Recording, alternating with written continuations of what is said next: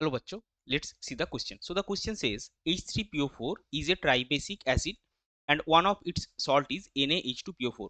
So what volume of 1 molar NaOH solution should be added to 12 gram of NaH2PO4 to convert it into Na3PO4? तो चलिए सबसे पहले देखते हैं इस क्वेश्चन का की कॉन्सेप्ट क्या है. सो इस क्वेश्चन का की कॉन्सेप्ट है न्यूट्रलाइजेशन रिएक्शन. अभी देखिए हमको Na H2PO4 को NaOH से न्यूट्रलाइज करना है. सो पहले देखते हैं Na H2PO4 NaOH के साथ कैसे रिएक्ट करता है. सो ये रिएक्शन होता है कुछ इस तरह से.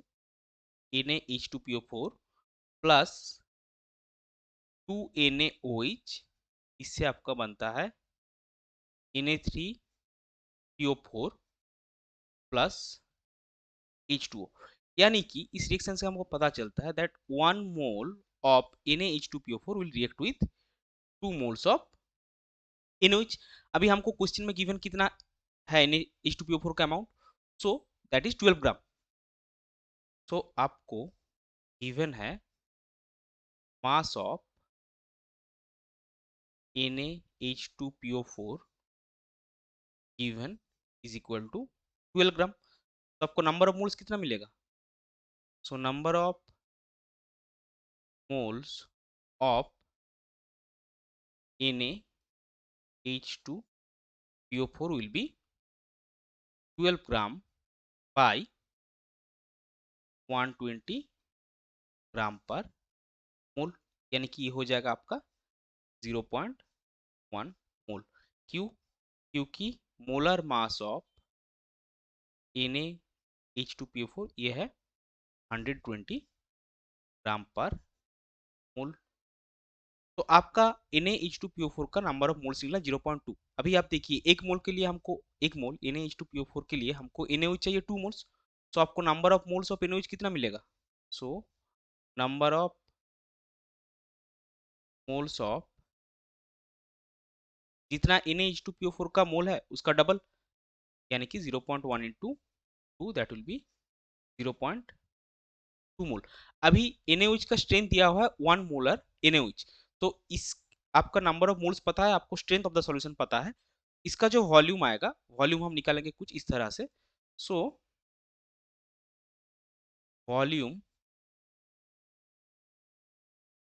Of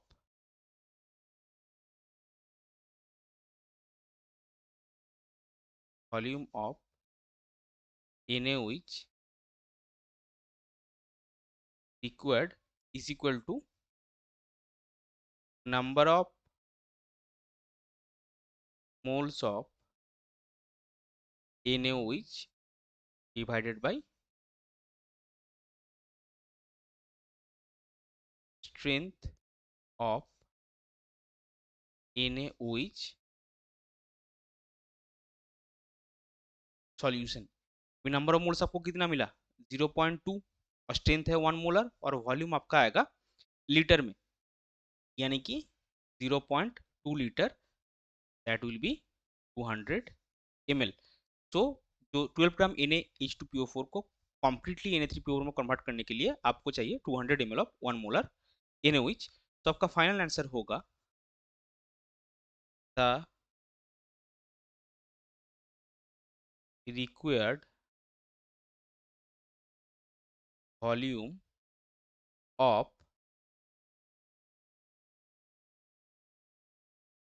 1 molar NaOH is 200 ml. I hope you get this one. Best of luck.